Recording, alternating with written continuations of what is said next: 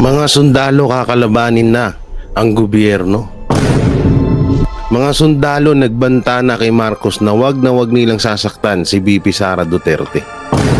So yun po mga banateros, mga kabiyaya, isang mabiyayang araw po sa ating lahat. At welcome back to my YouTube channel, Jay Guevara TV nga po pala, isa sa mga banateros brothers. At ito, pag-usapan nga po natin itong grabing nangyari, no? So, pasensya na kayo, ngayon lang kasi kakauwi ko lang kasi. Kaya hindi ako masyadong nakapag-vlog. So, nung nakaraan, tumakbo po kami or nagmabilis po kami pumunta ng House of Representatives para suportahan si VP Sara at kasama ko si Banat Bay. Nakita nyo naman yung live namin. So, yun nga yung mga nangyari na patindi na ng patindi yung mga kaganapan at ginagawa ng gobyerno laban sa mga Duterte. At meron pa nga akong isang video na napanood, buti nga kamo hindi ko nasaksihan yung ganong kaganapan na yon. Dahil kung sakali sigurong nakita namin ni Banat Bay na ginanon si VP Sara nung isang tulongges na pulis, baka nagkagulo-gulo dun, no? Kami kasi ako kasi ugali ko yung kahit pulis ka or ano ka, hindi ako natatakot lalo't nasa tama ako. So, napanood nyo naman na yung video na yun, so hindi ko na pag-uusapan, hindi na natin reactionan yun. Ang re-reactionan natin, matapos sagarin sa galit ang Pilipino, mga militar handa nang kumalas sa gobyerno. Oo, at ito pa, matapos pagtulong-tulungan si VP Sara, batalyong militar handa nang sumugod, BBM at Martin binabalaan na. Hindi, alam nyo talagang itong panahon na to, talagang kailangan na nating gumalaw. Kailangan na nating kumilos dahil sobra na ang ginagawa ng gobyerno. Sobra na yung panggagago na ginagawa nila sa kay VP Sara, lalo na kay VP Sara, at pati nga yung mga inosenteng opisyal or empleyado lang ng Office of the Vice President, pilit tinatarantado ng gobyerno para lang madiin nila ang mga Duterte. Para mabutasan nila yung mga Duterte, magawa nila ng issue na panibago, ididiin itong mga empleyado at ikukulong o ikukontem. Ganyang kawalang niya ang gobyerno natin ngayon. At kitang-kita nyo na kaya karapat. Eto, pabor ako dito. Alam nyo, ako, isa rin ako sa ayaw ko rin ng gulo Pero pag kailangan na talaga, hindi na talaga, kasi sa panahon ngayon sa ginagawa ng gobyerno, hindi lang to awayan ng Duterte versus Marcos. Hindi ganoon. Away ito ng buong Pilipinas at ng gobyerno. Dahil una-una, wala namang mga pinangako ni Marcos sa atin, wala naman na ipatupad. Puro lang naman naging pangako. Ni isa wala namang nagawa. 'Di ba? Meron nagawa yung bridge sa Davao na ang nagsimula naman nun si Aquino at si Duterte. Tas parang sila na yung umangkin. So ngayon, para sa akin, pabor ako dito sa mga papanoorin nating video na itong mga militar ay parang nasagad na or sumobra na nga sa ginagawa ng tawag dito ng gobyerno. Samantalang bago tayo mapunta doon, pupunta tayo dito sa picture na kakapost lang ni PRRD. Nga pala, bago natin ito simulan, don't forget to like, share, comment, and subscribe sa ating YouTube channel. Pakipindot na lang din po yung bell button para lagi kayong updated sa ating mga video araw-araw. So ito, panoorin natin to. Daanan muna natin to, no? Yan, may kita nyo dyan sa ating screen. Yan, former President Rodrigo Duterte visit the mausoleum of these parents last night, November 23. Ito si dating Pangulong Rodrigo Duterte. Ito pala yung mama ni Tatay Digong. So yan, nagtirik siya ng ito pala yung tatay, ting tatay ni PRRD. Tirik siya ng kandila. So yan, may kita natin, Siguro malamang sa malamang tong si PRRD nangihingi to ng gabay sa kanyang magulang dahil sa pinaggagawa sa kanila ngayon ng gobyerno. Oh, so yan. Pinasilip ko lang ho sa inyo no, ng mabilisan. So ito na nga, mapunta na tayo dito sa video na kung saan ay matapos pagtulong-tulungan si BP Sara, batalyong militar handa ng sumugod. BBM at Martin binalaan. So panoorin natin, tingnan natin ha. Oras na may mangyari kay VP Sara, hindi namin kayo mapapatawad. Ito ang naging diretsang mensahe ng ilang miyembro ng militar kina President Bongbong Marcos at Martin Romualdez matapos ibulgar ng Vice Presidente na tila balak raw siyang ipapatay ng ilang mga ganid sa kapangyarihan na hanggang ngayon ay tinatamasa ang pagnanakaw sa kaban ng bayan. Sana pag talagang tinuloy nila yon, yung sinasabi nilang balak nilang ipapatay si BP Sara. Baka yan ang katapusan ng kasiyahan nyo dyan sa gobyerno. Nako. Nito to yan. Oo, kasi eto paano ba natin nasabi na totoo to? Alalahanin nyo, never nagbiro ng ganyan. Ng ganyang sistema ang mga Duterte. Alam natin ang mga Duterte mapagbiro. Oo, pero yung mga ganitong bagay, alam natin na hindi to biro, no? At sadyang kitang-kita naman 'di ba? Kitang-kita naman yung ginagawa ng administrasyon kay BP Sara. Kitang-kita naman, kulang na nga lang talaga, barilin na lang siya sa house hearing Para para tapos na 'di ba? Sa sobrang galit sa kanya ang etong administrasyon. So tuloy natin. Hindi na nakapagpigil pa diretsang binalaan ng mga dati at kasalukuyang miyembro ng Armed Forces of the Philippines ang mga ganid na politikong pinupunterya ang Vice Presidente. Ayon sa kanilang mga naging pahayag, hindi raw magdadalawang isip ang mga dati at kasalukuyang miyembro ng Armed Forces of the Philippines na ipaglaban ng Vice Presidente dahil alam nila na tila sukdulan na raw ang kasamaan at kademonyohan ng mga nasa pamahalaan. Dahil dito, ipinaliwanag ng dating miyembro ng Armed Forces of the Philippines at ng The General's Viewpoint ang sukdulang galit ng mga militar dahil sa hindi raw talaga maayos ang ginagawa ng mga nasa gobyerno at ang panggigipit nila sa Vice Presidente ay hindi na raw makatao. So ito pala dito natin masisingit yung ginawa sa KOJC. Ngayon nagkakatotoo na 'di ba? Nagkakatotoo na kung ano yung ginawa sa KOJC sa SMNI or kay Pastor Apollo Sigibuloy, kayang-kaya ring gawin sa ibang relihiyon at kayang-kayang gawin sa ibang tao. Lalo na tignan nyo sige kasi marami ako nababasa kasi kaya daw ginawa ng kapulisan yun dahil may kaso si Pastor. Sige, pagbibigyan na namin kayo doon. Pero tingnan nyo, si BP Sara, anong kaso ni BP Sara? Walang kaso si BP Sara na para ganituhin siya. Anong kasalanan ni Attorney Lopez? Walang kasalanan si Attorney Lopez para ganuhin siya. Para gawin sa kanya yung ganung kahibangan, yung ganung yung ganung kawalangyaan na ginagawa ngayon ng gobyerno. Marami nagsasabi kasi hindi gagawin niya sa iba. So ngayon, asan na?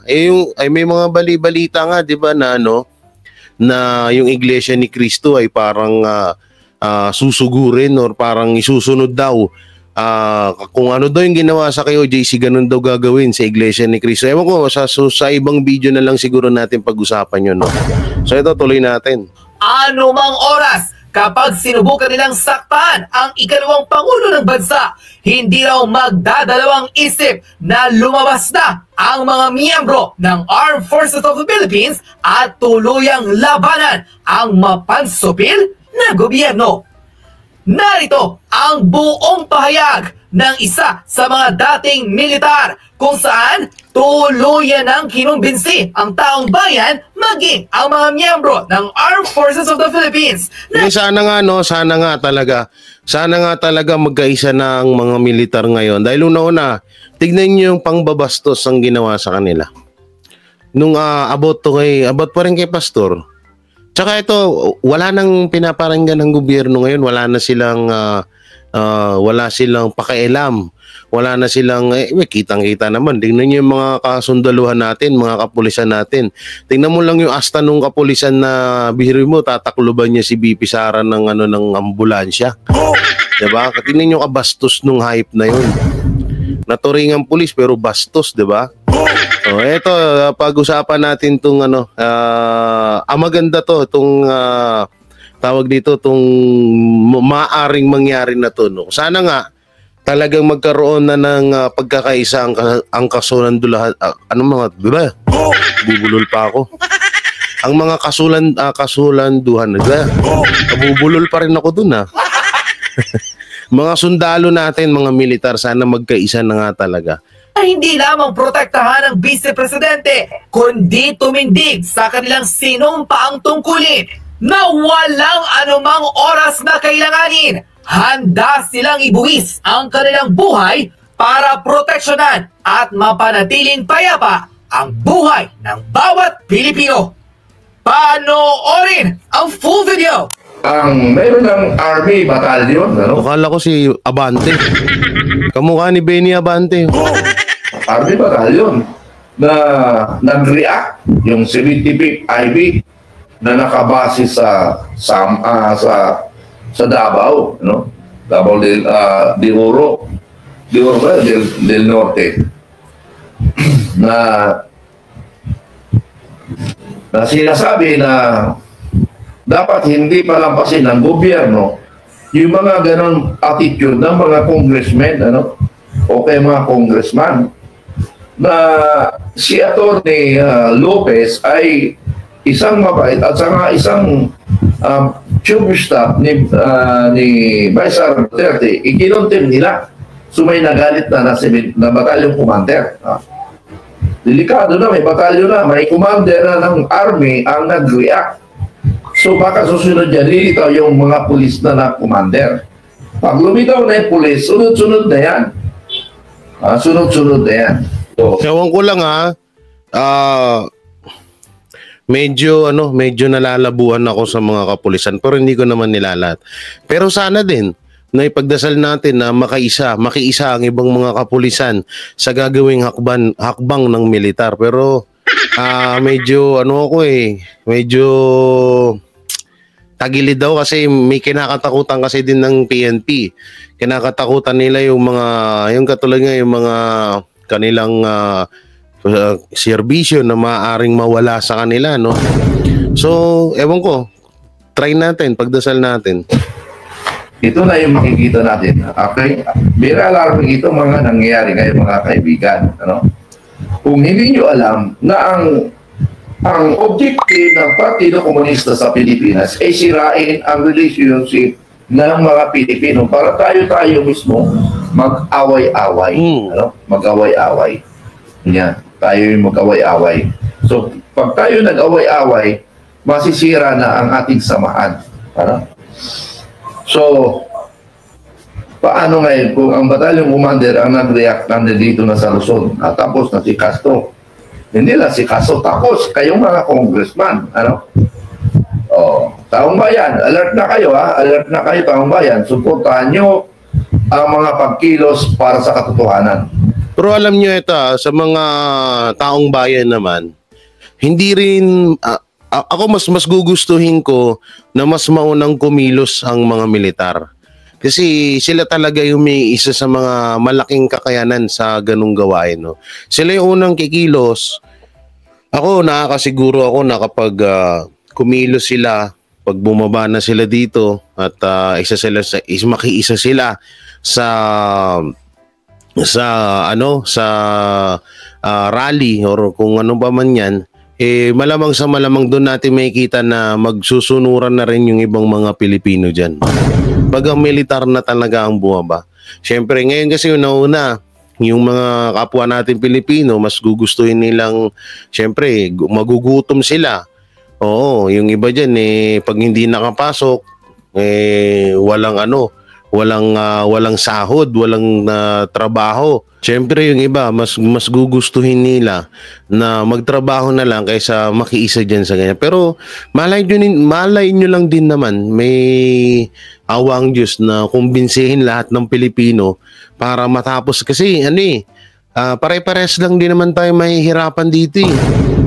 Tayo lang din naman naapektuhan eh. Kasi kung hindi talaga din tayo kumilos at tuloy-tuloy ang pamamayagpag ng mga demonyong to sa gobyerno, naku po, pare-pares din tayo mahihirapan. Kaya mas maganda, magkaisa tayo at kumilos lahat, kumbinsihin natin ng mga Pilipino na makiisa para pababain na sa pwesto yung si Marcos. Yun talaga dyan yun ang pinaka the best talaga dyan, yung pinaka dapat gawin talaga, no? Samantalang, papunta naman tayo dito. Matapos sagarin sa galit ang Pilipino, mga militar handa ng kumalas sa gobyerno. At ito si Attorney Salpanelo ay may banta nga.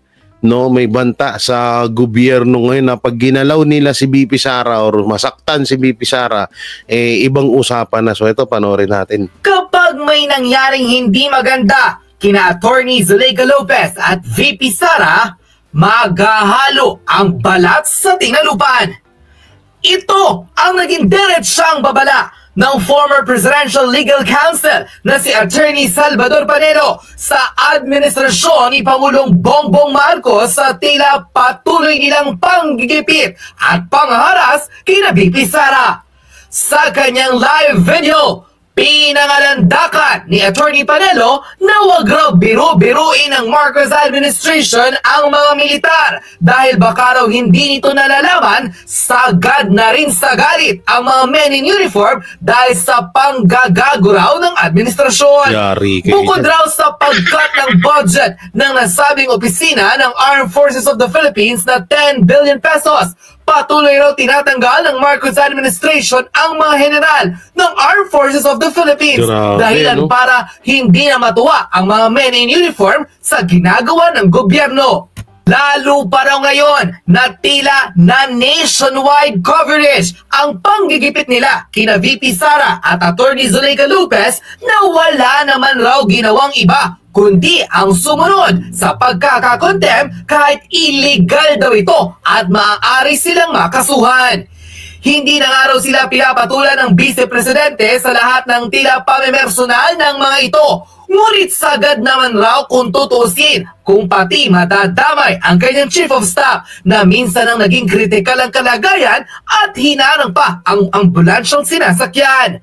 Babala ni Attorney Salvador Panelo, wag raw biru-biruin ng Marcos administration ang pangilan-ngilan na mga taong nakikita na nila ngayon sa kalsada, araw man o gabi, at handang magwelga dahil ang mga ito raw ay nakikita ng mga militar at oras na sila'y sabay-sabay magdesisyon, pati ang mga kasundaluhan papalag na sa di umano'y kagaguhan raw ng pamahalaan. Di totoo naman yun kasi nung panahon ni PRRD, minamahal ni PRRD at sinusuportahan at talagang minahal niya yung ating mga militar, ating mga kapulisan. Tapos ngayon nung panahon ni Marcos kung hindi tanggalin yung mga generals, bawasan sila ng mga sahod. No, dahil nahihirapan na daw yung gobyerno sa budget nila. Anong klaseng yun? Anong klaseng utak ng meron tong si Marcos? Hindi natin alam kung si Marcos ba ang talagang may kagustuhan ng mga plano na yan o hinahayaan lang talaga ni Marcos na ang mag-decision dyan ay si Romualdez at yung iba pa. No? Saan kayo nakakita? Nung panahon ni PRRD, minahal niya, sinuportahan niya mga kasundaluhan natin. 'Di ba? Tapos pagdating ngayon babawasan yung mga... Tsaka ito yung nakakainis yung balita nung nakaraan, 'di ba? Na alam niyo 'yun, babawasan daw yung mga general sa PNP. Lahat ng mga nag-graduate ng mga pulis ang gusto agad maarok nun maging general. Maging general, tapos kayo parang pipigilan nyo. Wala na talaga sa ayos yung gobyerno natin. Putangin nang sorry. Papaumura na naman ako. Visit kasi itong mga hayop na to. Di pa magkamatay. Panoorin ang naging matapang na pahayag ng former Palace Presidential Legal Counsel na si Attorney Salvador Panelo, kung saan binigyan ng babala si President Bongbong Marcos Jr. na oras na may mangyari kay Attorney Zuleika Lopez, lalo na kay Vice President Sara Duterte, higit pa raw sa galit ng taong bayan ang kanilang makikita. Huwag na raw antayin ng Pangulo na magkagulo pa ang mga tao at humanap ng dugo dahil hindi raw niya mapipigilan kapag ang balat ay humalo na sa tinalupan. Pagre-reveal pa ni Attorney Panelo, militar, kapag nasagad na sa galit, anumang oras magwi-withdraw ng suporta sa pamahalaan. Yari kayo dyan. Panoorin ang full video. Kung bakit nyo itatransfer? Anong intention nyo? Your intention is to humiliate. Your intention is to embarrass. Your intention is to destroy. This woman, lawyer, wala nang iba. Napakawalang hiya ng ginawa ninyo sa babae. Mabuti hindi namatay. Kung namatay yun, ako. Para nagka-revolusyon dyan sa loob ng Kongreso. Pati mga empleyado nyo tinalupad kayo ng mga buhok. Ginawa kayo mga kalbo. So, madalit sabi, kaya, di ba, from the very start, tinatanong ako, anong magandang remedyo? Ang remedyo, punta ka sa Korte Suprema. Yung mga tinatawag na human rights lawyers, pumunta kayo sa Korte Suprema. Take the case, take the cudgels for this woman. Tama. And questionin nyo, yung power of contempt cannot be used at their pleasure.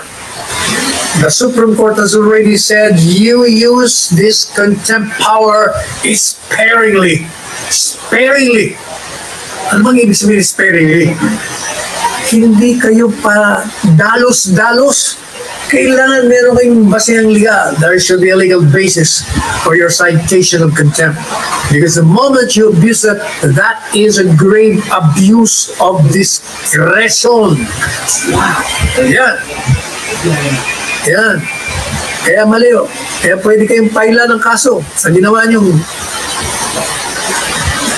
illegal na pag-transfer sa kanya. Pati na pag-cite ng contempt na wala namang basihan.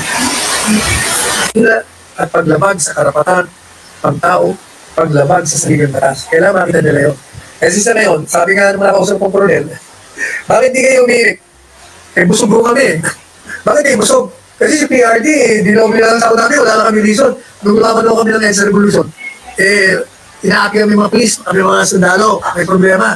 Kaya kami nag-revolution, sumama kami sa taong bahay ngayon. Medyo okay yung kami. Kailangan sinigurate yung inyong mga anak. Sabi nga ni Presidente, hindi naman kayo kailangan magpo Magsalita lang kayo. Makakuha ko kayo. Tama. Magsalita lang kayo ng... Hindi naman na kailangan pang humantong sa sakitan. Ang kailangan lang dito is maipahayag nila yung kanyang nasa loobin sa gobyerno.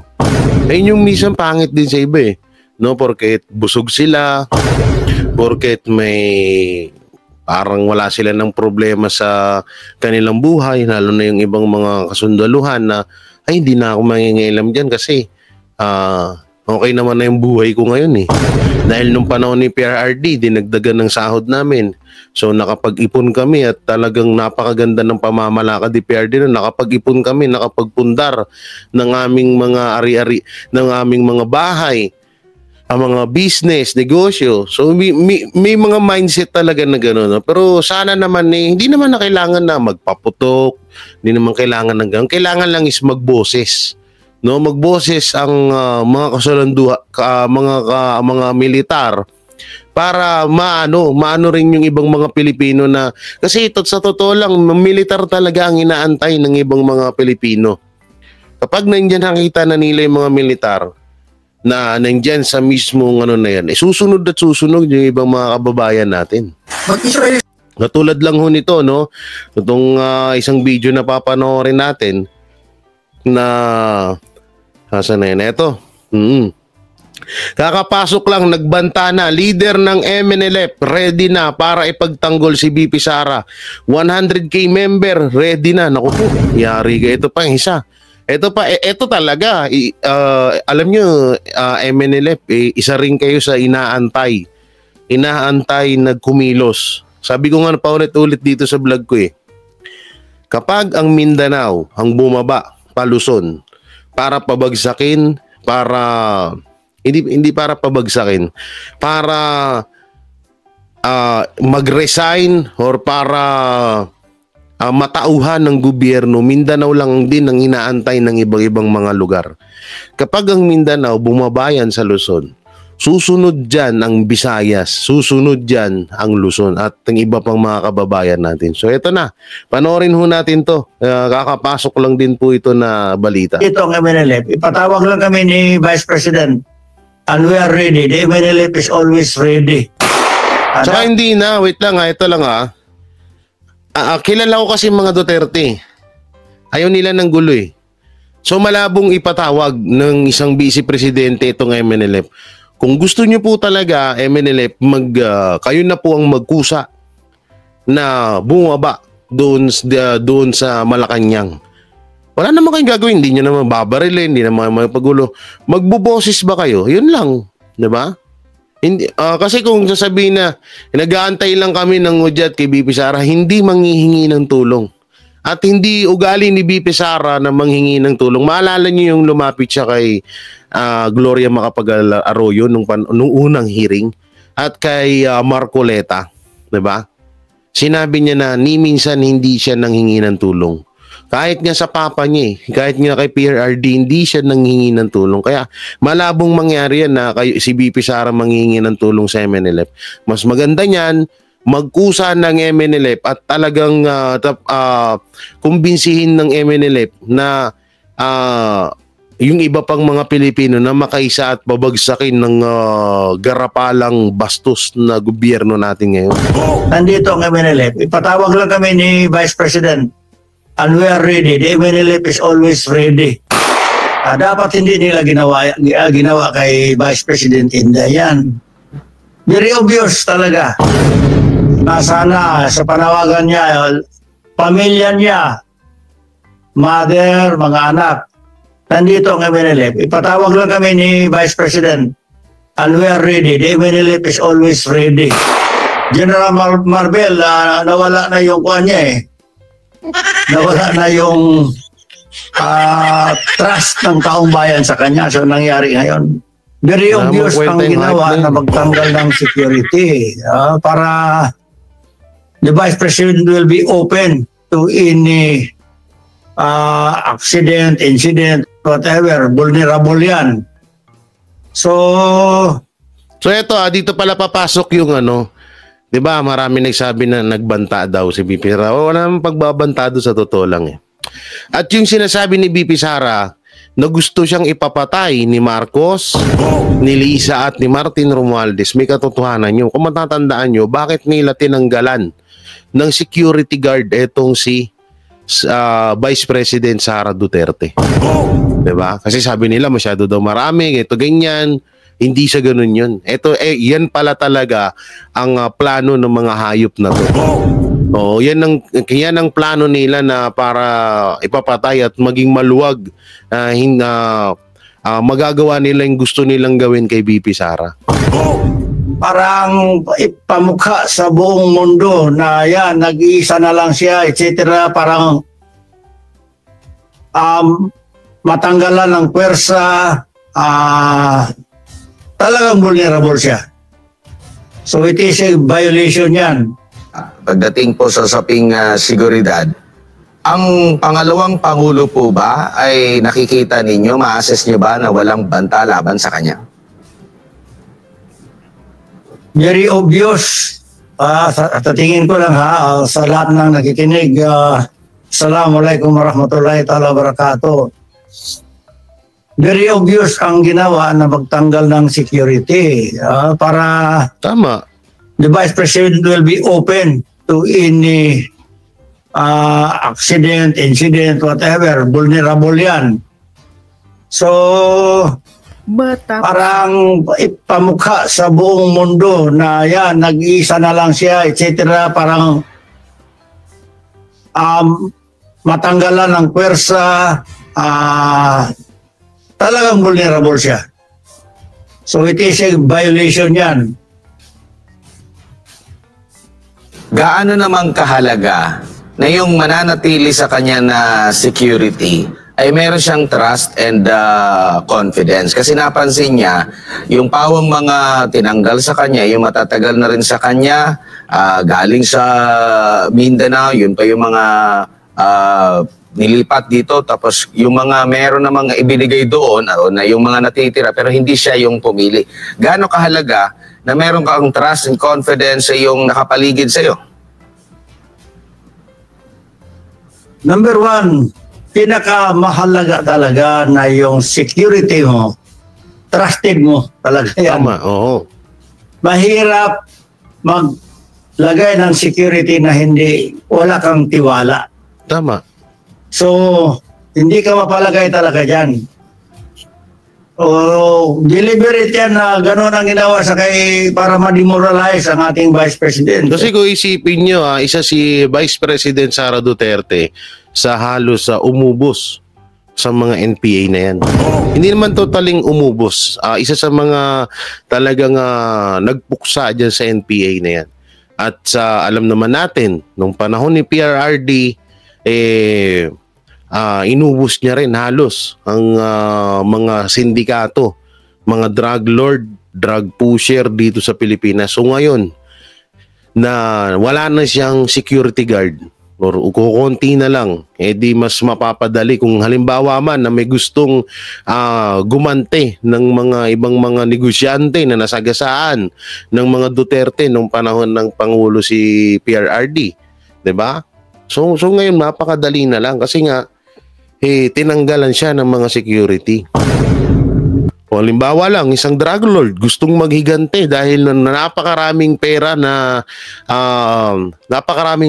nawala sa kanya dahil sa kagagawan ng mga Duterte nung panahon ng war on drug. Sino ba yung umupa ng isang sniper, isang hitman, yung mga drug lord na yan, napakayayaman yan. Na para ipapatay si BP Sara, wag naman sana mangyari.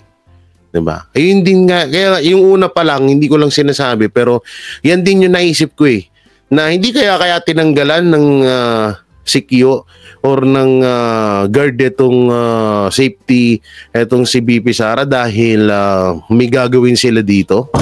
So yan, lumabas na mismo sa bibig ni si BP Sara Duterte na gusto nga talaga siyang ipapatay. Ngayon, eto malupit. Yung mga media, hindi na lang ako magbabanggit ko anong mga pangalan ng mga media na to Puro putang ina. Nakakabuisit. Oo, gusto ko sirain yung TV namin dito, hindi na namin binubuksan. Ayop na yan. Ngayon si BP Sara pa ang nagbanta kay si BP Sara pa nagbanta ngayon ng pinapalabas ng mainstream media ay si BP Sara pa yung nagbanta kay Marcos. Nasamantalang sinasabi nga ni BP Sara na gusto siyang ipapatay ni Martin Romualdez, ni Lisa Marcos at ni Bongbong Marcos. Anak ng teteng, grabe kayo mga media kayo, no? Kung may tawag dito, kung may pinaka sinungaling na tigapaghatid ng balita ngayon, kayo na yung number 1. Kung yung pinaka sinungaling sa buong mundo, kayo na yung number 1. Anak ng teteng, media kayo. Tapos hindi nyo ginagampanan yung pagiging media nyo. Kakarmahin din kayo. Di totoo yan, kakarmahin din kayo. Hindi ko nilalahat ng mainstream media. Andiyan ng SMNI na totoo ang pagbabalita. Nandiyan ng Net25, ganun din. Pero yung ibang mga sikat na mainstream media, puta na nakakabwisit. Ang galing nila magmanipula, ang galing nila mang-brainwash.